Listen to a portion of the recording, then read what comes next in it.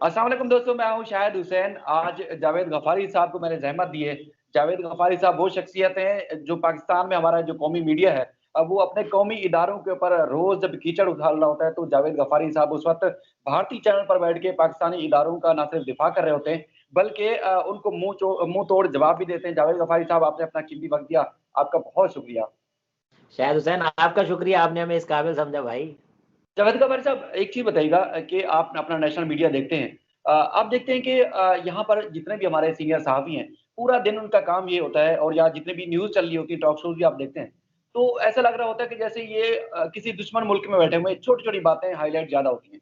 और उसके बाद चूँकि आप से ये सवाल करने का मकसद ये है कि आप भारतीय चैनल पर वहाँ अपीयर होते हैं, जितने भी लोग आपके साथ टॉक शोज़ में मौजूद होते हैं, क्या वो अपने मुल्क के इदारों या अपनी हुकूमत के ऊपर इतनी कीचड़ उछालते हैं, जितनी कीचड़ हमारे मुल्क में अपनी हुकूमत या अपने कौमी सलामती के जो इदारे हैं, उन पर उछाली जाती है? आपने वर्ड यूज किया नेशनल और इंटरनेशनल का। मैं तो समझता हूँ कि हमारे जो इदारे हैं वो कभी-कभी तो मुझे ऐसा लगता है वो नेशनल है ही नहीं, उनके अंदर नेशनलिज्म तो है ही नहीं। हम लोग क्या लड़ रहे होते हैं शाम को, आप 5 से लेकर 10 बजे तक के शोज देखेंगे, जितने भी आप शोज देखेंगे उसके अंदर हम क्या कीचड़ उछाल रहे होंगे।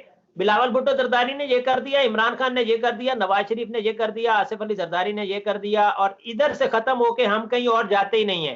हम तो ये भी नहीं देखते कि कम से कम हमारे गली मोहल्ले, हमारा शहर, हमारा मुल्क, उसके अंदर सोशल इश्यूज क्या हैं, हम उधर वहां पे वैल्यूज का कर रहे हैं या नहीं कर रहे हैं। हम तो ये भी चीजें, टॉपिक हमारे क्या होते हैं, सिर्फ और सिर्फ सियासी।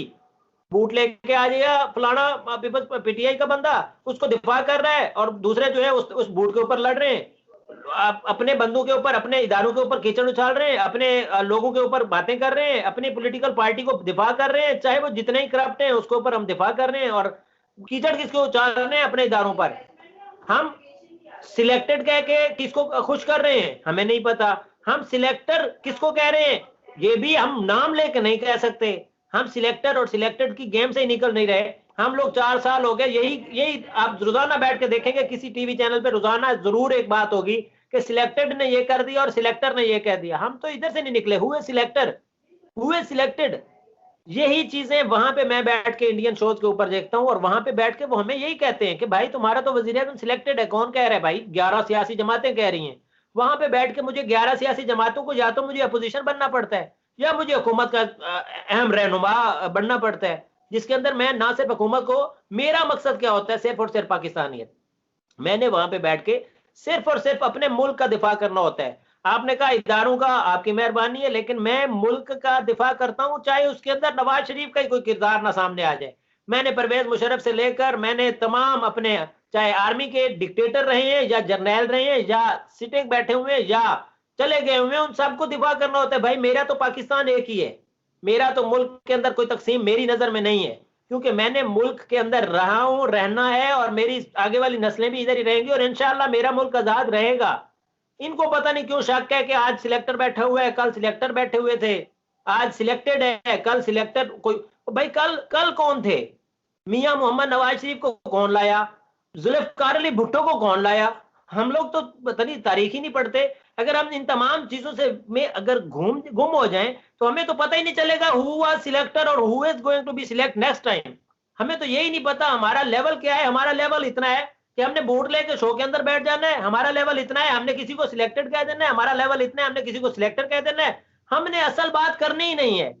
इमरान खान ने परसों एक स्टेटमेंट दी, लूटी हुई रकम वापस ले आओ, मेरे से इस्तीफा ले लो। हमने उसको क्या कहा जी? इमरान खान मान गए, इस्तीफे पर राजी हो गए। इसके ऊपर हम डिस्कशन कर रहे हैं, वो बीच में से हमने गुम कर दिया।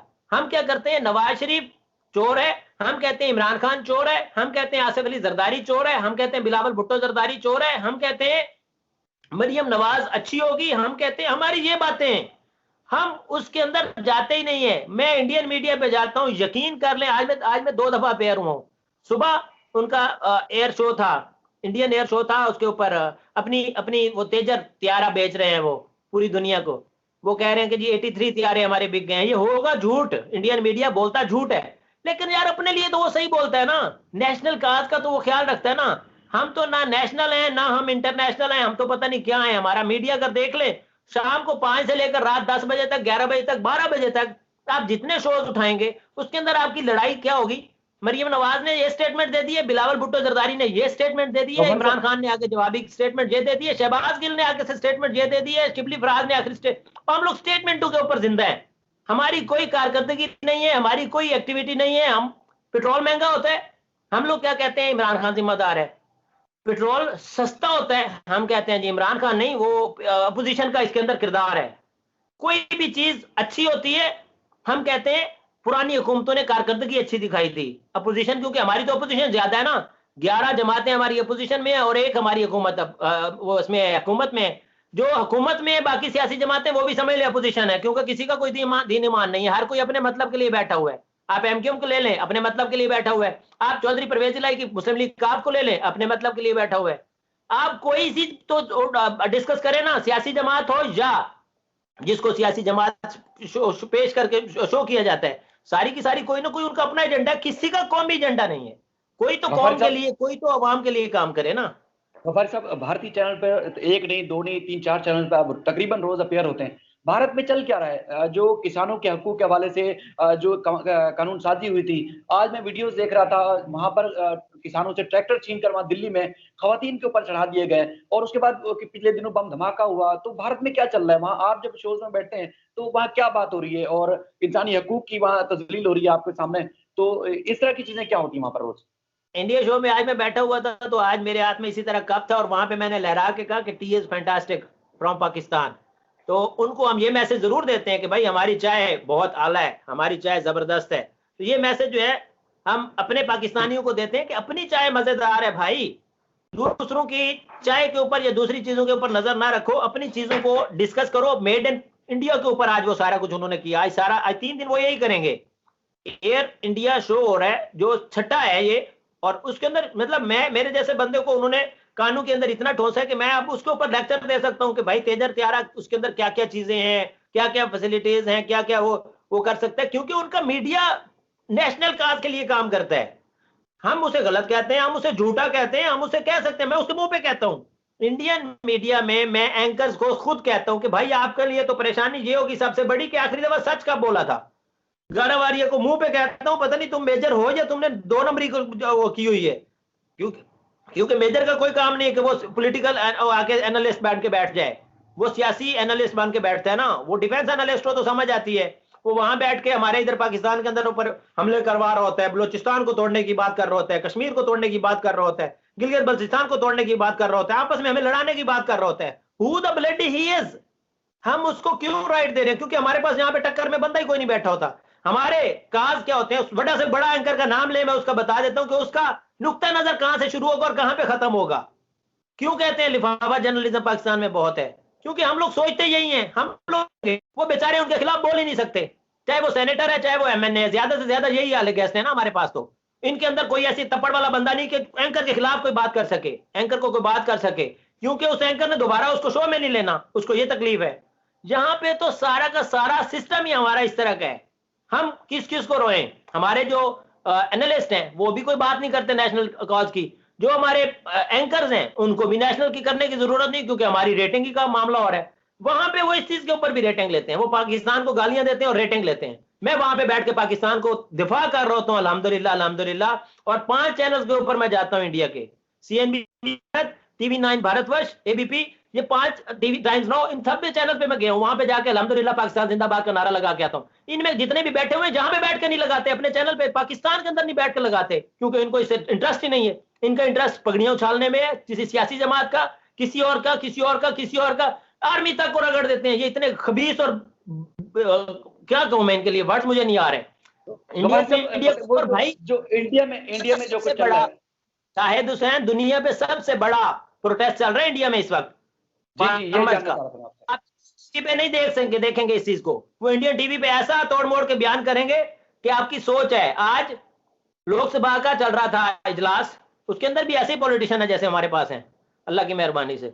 अंदर लड़ाई चल रही थी, हंगामा राई हो रही थी, किस बात पे? जो वहां के लोग थे अपोजिशन के, वो किसान प्रोटेस्ट की बात कर रहे थे, हुकूमत उनको बात करने नहीं दे रही थी। स्पीकर उनका लोकसभा का जो था उसने बात ही नहीं करने दी और उसने मुलतवी कर दिया इजलास। अब वापस आके टीवी एंकर क्या कहता है, वहां पे प्रोपेगेंडा करने की कोशिश कर रहे थे किसान प्रोटेस्ट के हक में बात करने की कोशिश कर रहे थे, हंगामा आराई करने की कोशिश कर रहे थे, वो लोगों को कह रहे हैं भाई वो भी उसी तरह के पॉलिटिशियन है, वो भी उसी तरह के इलेक्ट होके आए हैं ना, उनको वो रगड़ा लगा रहे कि वो जो लोग थे वो गलत थे जो किसान प्रोटेस्ट के हक में बात कर रहे थे, और वो जो उसके खिलाफ बात कर रहे थे उन्होंने जनाब बड़े अच्छे तरीके से उससे निपटा।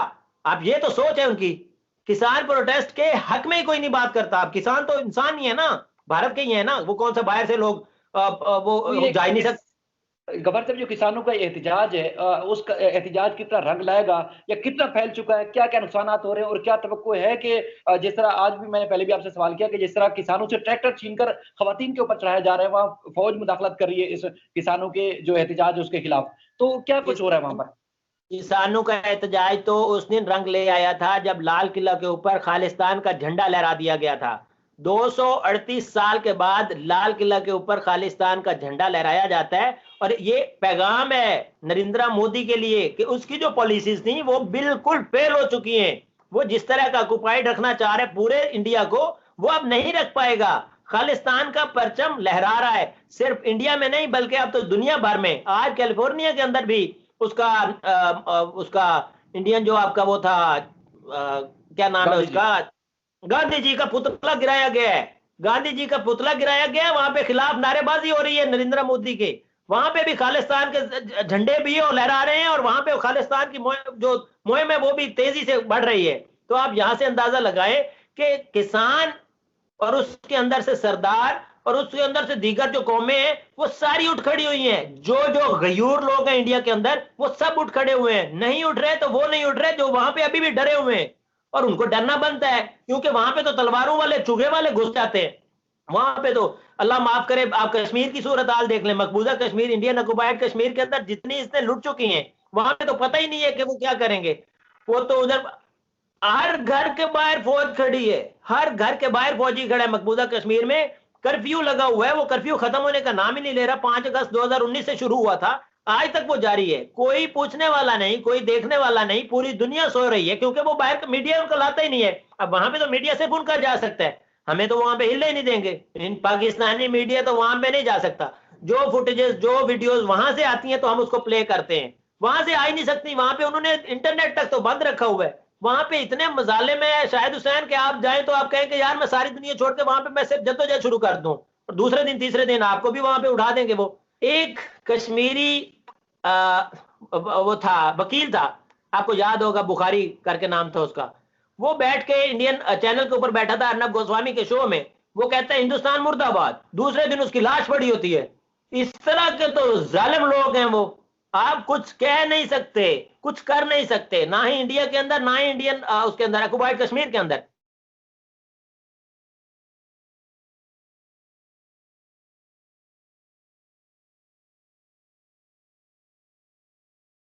उसके नरके में है, नरेंद्र मोदी की सोच के नरके में है। नरेंद्र मोदी की सोच क्या है? इमरान खान ने पूरी दुनिया को बताने की कोशिश की अक़वाम मुत्तहिदा में कि नरेंद्र मोदी की सोच एक दकियानूसी है।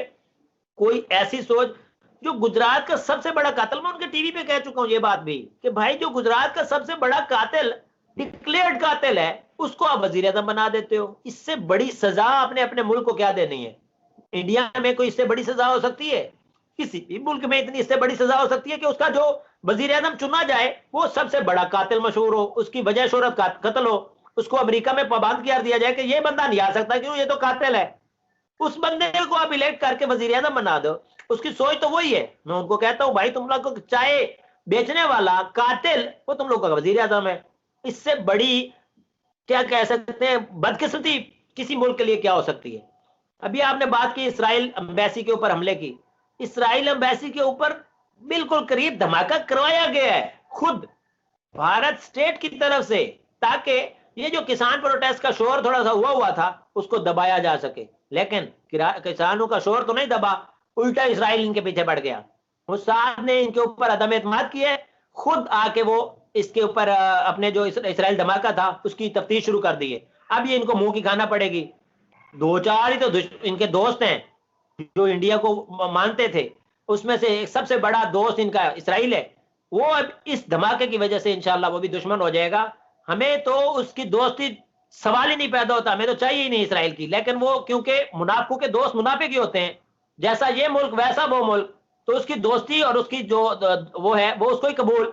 अब इस मामले पे आके मोसाद ने खुद अनाउंस किया, उसने इसराइल ने खुद अनाउंस किया है कि हम इस वाक़े की तहकीक खुद करेंगे कि ये धमाका किसने करवाया। अब ये धमाका कोई सुपर पावर रखने वाला जो इंडिया के अंदर थोड़ी सी बेहतर पावर रखता होगा वो करवा सकता है, क्योंकि उसका जो यूज हुआ है ना, केमिकल यूज हुआ है धमाके के लिए, वो आम बंदों के पास या आम लोगों के पास नहीं होता। वो काम ही उसका यही है। उसके जो एनालिस्ट है, डिफेंस एनालिस्ट, उन्होंने भी इसकी यही डिस्क्राइब किया कि वो अगर आधा पाव हो ना या छटांग हो तो एक गाड़ी बड़ी को तबाह कर सकता है। वो इतना हैवी वो था जो वहां से मवाद मिला है। उसकी तहकीक जब होगी तो पता चल जाएगा कि वो आया कहां से था। हमें तो खुशी होगी जो भी वहां से पकड़ा जाएगा। पाकिस्तान क्योंकि ना ही इन्वॉल्व है, ना ही पाकिस्तान इस तरह की हरकतें करता है। पाकिस्तान ने हमेशा अमन किया क्योंकि उनकी अपनी इतनी दकियानूस सोचे हैं कि वो इस तरह की हरकतें खुद करेंगे, किसी को करने की जरूरत ही नहीं है। मैंने 2013 में एक तजिया दिया था जब इसका डोनाल्ड ट्रंप इलेक्ट हुआ था। मैंने कहा था अमेरिका को तबाह करने के लिए किसी को जरूरत नहीं है, डोनाल्ड ट्रंप ही काफी है अल्लाह की मेहरबानी से। नरेंद्र मोदी है, मैंने यही तजिया दिया कि नरेंद्र मोदी इंडिया के वजीर आजम बन गए, किसी को जरूरत ही नहीं है उसके खिलाफ कोई एक्टिविटी करने के, वो खुद काफी है वहां पे तबाही करने के लिए। लेकिन आपने जैसे कहा कि हमारे पाकिस्तानी मीडिया को फुर्सत ही नहीं है। इमरान खान की बहन हलीमा मशीनों से पैसे बनाती है, नवाज शरीफ जो है वो लंदन में पैसे रखते हैं, जरदारी जो है वो महल पता नहीं केड़ा दुबई के अंदर वो बनाते हैं, सराय सरे महल। यही हमारा मीडिया और यही हमारी सियासत है, दैट्स ऑल। इसके अलावा हम कोई सोचते ही नहीं है। हम सोचते नेशनल चैनल के ऊपर बैठ के इंतहाई गैर नेशनल बातें करते हैं वहां पे बैठ के। गफार साहब, मैं आखिरी सवाल आपसे करूंगा। आपको जब मैं कराची घुमा रहा था तो मैंने आपको मस्जिद और उसके बाद चर्च दिखाया, गिरजाघर दिखाया कि कितने करीब थे। भाईचारे की मिसाल देना चाह रहा हूँ कि पाकिस्तान में कितना भाईचारा है अकलियतों के साथ, और जब भारत में इस तरह की किसानों के साथ या उन अकलियतों के साथ कोई जुल्म ज्यादती होती है तो फिर वहां के सहाफियों को या वहां के जो आजाद सोच रखने वाले लोग हैं या कोई भी, तो उनको हम अपने पाकिस्तानी चैनल पर क्यों नहीं ले सकते, उनसे हम तजिया या उससे सवाल क्यों नहीं ले सकते? ये क्या वजह हो सकती है? क्योंकि हमने कोई उनका टॉपिक ही नहीं डिस्कस करना, हमने इंडिया को डिस्कस ही नहीं करना। हमने बताना ही नहीं कि इंडिया के अंदर कितनी जहालत है, हमने बताना ही नहीं कि इंडिया के अंदर कितना जुल्म होता है, हमने बताना ही नहीं कि इंडिया के मुसलमान कितने पिस रहे हैं, हमने बताना ही नहीं कि वहां पे किसान किस तरह के प्रोटेस्ट कर रहे हैं। हमने पाकिस्तानी मीडिया ने बताना ही नहीं कि इंडिया के अंदर मुसलमानों के ऊपर इस तरह जुल्म होता है कि चुगे वाले, लाल चुगे वाले, मैं उनको टीवी पे बैठ के कहता हूँ ना, ये तो हमारे टीवी वाले तो अपने टीवी पे नहीं कहते, मैं उनके टीवी पे बैठ के कहता हूँ कि लाल चुगे वाले घुसते हैं तलवारों से और मार के कत्ल करके बाहर निकल आते हैं। हमारा टीवी को जरूरत ही नहीं है ये सारा कुछ डिस्कस करने का, क्योंकि हम लोग सिर्फ और सिर्फ सोचते हैं कि सुबह हमने उठना है तो हमने फलाने सियासतदान को उसकी टीसी करनी है, शाम को हमने फलाने सियासतदान की टीसी करनी है, दोपहर को हमने फलाने सियासतदान की टीसी करनी है, और उसको जाके बैकडोर में जाके ग्लोरिया जींस में बैठ के मिलना है, कहीं और होटल में बैठना है, मैरियट में बैठ के मिलना है, सरीना में बैठ के मिलना है, मूव एंड पिक में मिलना है, और वहां से जाकर लवाजमात अपनी जेब भरनी है और थैंक यू वेरी मच। हमारा तो एजेंडा इतना है। हमारा जब एजेंडा ही नहीं होगा कि हमने नेशनल काज के लिए काम करना, तो हमें क्या जरूरत है इंडियन एनालिस्ट को या इंडियन उसको साहबी को लेने को? हम तो तब लेना जब हम उनके खिलाफ बात करें। वो मुझे लेते हैं, रोजाना ही मुझे लेते हैं, रोजाना ही मैं उनको खरी खरी सुनाता हूँ, सुनता भी हूँ। ऑब्वियसली जब वो तो एंकर है ना, उनके पास तो सारा कंट्रोल है, मेरे पास तो कुछ नहीं, तो मैं तो फ्री हैंड बैठा होता हूँ। मैं यहाँ से बात कर रहा होता हूँ और वो सुन तो वो रहे होते हैं। वो चाहे तो मेरी आवाज सुनाए, वो चाहे तो मेरी आवाज दबा दें, लेकिन हम उनको ये भी नहीं करते। हमारी इतनी भी कोशिश और ताकत नहीं है कि हम उनके कम से कम सामने बिठा के उनको बात तो कर सके कि भाई ये तेजर जो बात कर रहे हो, तेजर तुम्हारा है ही नहीं, उसके अंदर कितने इसराइल का और पता नहीं कहां से अमेरिका का फार्मूला लेके आए और उसको बेच रहे हो तुम अपना नाम बना के। तुम्हारा तो वो प्रोडक्शन ही नहीं है। मेड इन इंडिया उसमें क्या है? मेड इन इंडिया उसमें शायद 30% 40% बना इंडिया में होगा, बाकी सारा काम तो बाहर वालों ने किया है। हम लोग उससे लड़ाई नहीं करेंगे, हमें जरूरत ही नहीं है। हम इधर बैठ के क्या करेंगे, आपकी उछालेंगे पगड़ी, मेरी पगड़ी उछालेंगे, फलाने की पगड़ी उछालेंगे, ढिमकाने की पगड़ी, जिसकी उछालेंगे उसके दुश्मन से जाके हाथ मिलाएंगे और कुछ नहीं तो कॉफी तो पी के आगे जाएंगे ना फ्री में। हमारा सिर्फ इतना एजेंडा है। गफारी साहब, आपने बहुत कीमती वक्त दिया, आज बहुत मजा आया आपसे गुफ्तगू करके। फिर भी आपको जहमत देता रहूंगा और मैं आपको अपना फखर समझता हूँ, अपनी कौम के लिए बहुत बड़ा फखर समझता हूँ, क्योंकि इतने बड़े महाज पर और इतने अच्छे अंदाज से आप कौम का दिफा करते हैं, अपने मुल्क का दिफा पाकिस्तान करते हैं। जिंदाबाद और का नारा लगा के बस कीजिएगा। पाकिस्तान जिंदाबाद। इंशाल्लाह फिर मुलाकात होगी आपसे, तब तक के लिए अल्लाह हाफिज़, अपना ख्याल रखिएगा। जज़ाकल्लाह, जज़ाकल्लाह। पाकिस्तान जिंदाबाद, शाहिद हुसैन पाइंदाबाद।